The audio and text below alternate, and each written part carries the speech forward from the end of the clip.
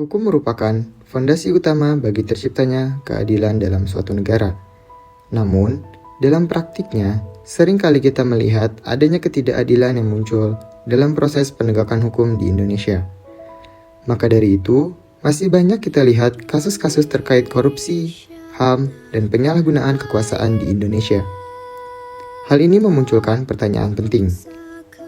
Apa yang menyebabkan ketidakadilan tersebut? Apakah faktor struktural dalam sistem hukum, kesenjangan sosial, atau adanya praktik-praktik yang menghambat jalannya keadilan?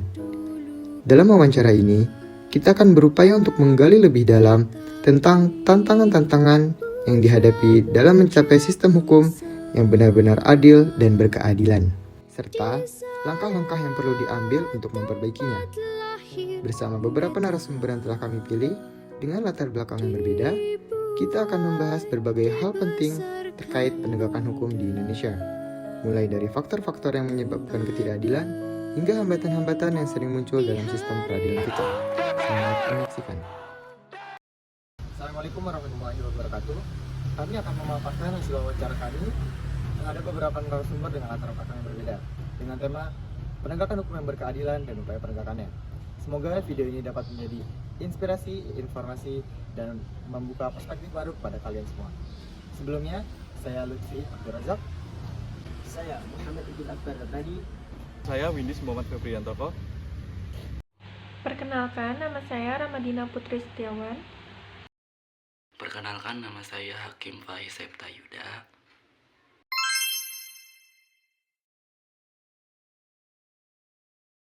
Penegakan hukum yang berkeadilan, Mas ya. Menurut saya hukum yang adil itu adalah hukum yang sesuai dengan aturan yang ada dan juga disepakati oleh pemerintah kita dan juga adil gitu bagi masyarakat sampai lapisan terbawah.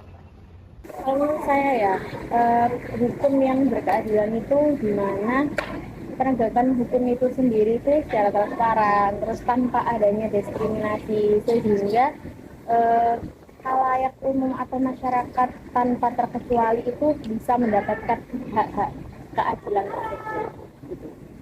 Oke, mungkin sepemahaman saya tentang penegakan hukum yang berkeadilan itu sebenarnya seharusnya itu penegakan hukum yang nggak memandang-mandang gitu ya, status sosial, jadi tanpa diskriminasi. Jadi harusnya semua yang mungkin yang melanggar peraturan hukum atau apa itu ya dihukum sesuai yang ada gitu peraturannya. Jadi tanpa memandang bulu, tanpa apa istilahnya itu nggak ada yang kayak stigma yang kayak hukum itu tumpul ke atas tapi tajam ke bawah. Jadi saja itu. Nah, yang nggak pandang kamu siapa, pejabat kah atau masyarakat kecil atau apa. Jadi seperti itu. Untuk tantangan terbesar hukum kita itu menurut saya masih banyak penegak hukum yang kurang tegas gitu, Mas. Masih banyak penyuapan, masih banyak gratifikasi dan lain sebagainya di sektor hukum kita gitu. Di pengadilan, di kepolisian seperti itu, Mas. Mungkin melihat di era saat ini, apalagi di Indonesia, sangat-sangat salah satunya itu banyaknya korupsi dalam aparat itu sendiri. Jadi di mana oknum-oknum ini itu memanfaatkan jabatan-jabatan yang telah diembannya itu sebagai kepentingan pribadi. Jadi benar-benar hanya fokus pada dirinya sendiri untuk mendapatkan haknya tanpa melihat di mana keadilan yang sesungguhnya harus ditegakkan. Gitu. Tantangan terbesar itu ya dari penegak hukumnya sendiri ya. Kan di sini penegak hukumnya itu banyak yang kurang kompeten. Jadi kayak banyak yang dia masih suap dan lain-lain gitu kan. Yang ya, kurang kompeten gitu. Kayak contohnya misalnya kasus yang kemarin yang lagi viral yang Ronald Tanur tahu kan? Itu kan hakimnya disuap 3,5 M. Nah, harusnya kan dia sebagai hakim ya. Harusnya menegakkan hukum seadil adilnya. Itu malah ada kode, tapi masih yang kode. Tapi ya seharusnya enggak ya. Enggak begitu juga. Mungkin ya tantangan terbesarnya ya dari yang penegak hukumnya itu masih banyak yang nakal lah istilahnya.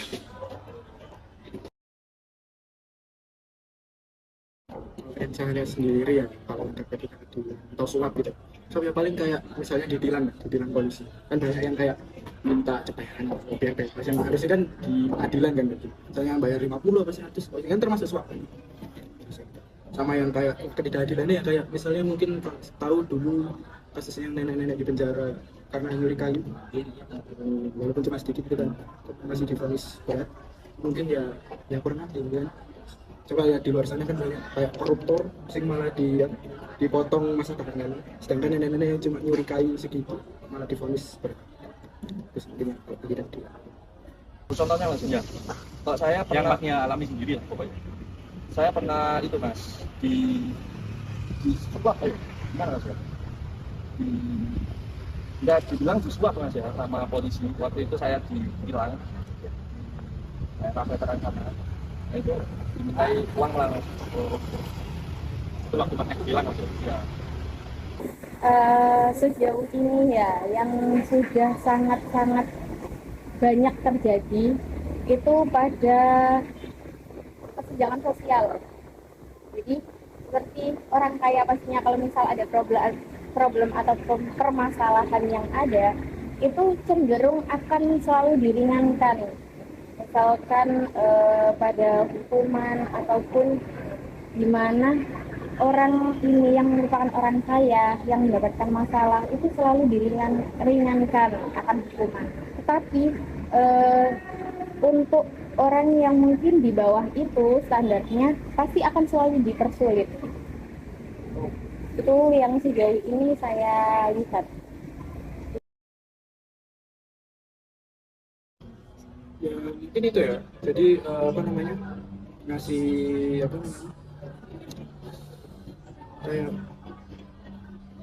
ke penegak hukum itu mungkin disaring lagi lah ya, soalnya kan banyak yang kayak ya kayak jaksa lah, hakim lah, itu yang kurang kompeten ya. Mungkin waktu masuk ini dia asal-asalan orang dalam apa, mungkin seleksinya untuk penerimaan itu lebih ketat lagi mungkin ya dikasih ya sosialisasi lagi, atau mungkin diberikan sanksi yang berat ya untuk yang melakukan atau menerima suap atau tidak para penegak hukum. Untuk solusi mungkin untuk instansi pemerintah mungkin lebih tegas lagi dalam mengupayakan keadilan gitu. Dan juga mungkin untuk kita sendiri kita lebih aware dalam masalah hukum. Ya mungkin itu aja mas. Mungkin dari apa ya, lebih tegas lagi terkait aturan ataupun keadilan yang ada itu. Terus lebih ketat mungkin dari penyeleksian aparat-aparat tersebut untuk gimana bisa apa ya, jadi lebih ketat lagi gitu penyeleksiannya, biar ya oknum-oknum itu nggak banyak lagi. Oke, jadi terkait peran itu sendiri tadi ada masyarakat sama dari pemerintahnya ya. Untuk yang masyarakat mungkin dengan adanya problem tersebut bisa apa ya, melaporkan oknum-oknum tersebut dengan problemnya, atau pokoknya melaporkan apa yang diresahkan gitu. Dan juga untuk pemerintah sendiri, jadi melindungi, jadi memberikan perlindungan terhadap pelapor itu sendiri, bahwasanya nanti biar keadilan ini bisa merata, tidak dengan kesenjangan sosial itu. Mungkin itu sih mas menurut saya. Peran masyarakat mas, masyarakat kan lapisan tertinggi mas negara kita, karena kan kita sistemnya demokrasi mas. Saya perannya itu sebagai penyeimbang mas. Kalau ada instansi pemerintah yang melakukan kesalahan gitu atau ada ketidakadilan itu bisa diseimbangkan oleh masyarakat. Seperti saya ambil contoh itu RUU KUHP kemarin kan itu ada demo gitu mas, akhirnya bisa diubah segala macam. Mungkin ya kalau peran dari masyarakatnya itu ya kalau misalnya mereka tahu kasus korupsi, kasus mereka mengetahui sendiri ya, ini mungkin melaporkan ya ke penegak hukum ya. Kalau pemerintahnya itu yang memproses dengan baik ya, jadi ada sinergitas antara masyarakat sama instansi pemerintah gitu. Nah itu sama kayak yang bilang tadi, jadi pemerintah tuh seleksinya itu dibuat lagi penegak hukum gitu, biar kompeten gitu kan penegak hukum. Mungkin itu dari hasil wawancara kami dari beberapa narasumber. Jadi bisa disimulkan bahwasanya ketidakadilan dan ini terlalu banyak kontroversi sehingga banyak sekali kecurangan dalam menindaklanjuti tentang hukum. Oleh karena itu, solusi dari ketidakadilan ini bisa mempertegas terkait tentang hukum sehingga tidak ada kecurangan lagi dalam di negara ini. Mungkin cukup sekian dari apa yang bisa kami sampaikan, kurang lebihnya mohon maaf. Wassalamualaikum warahmatullahi wabarakatuh.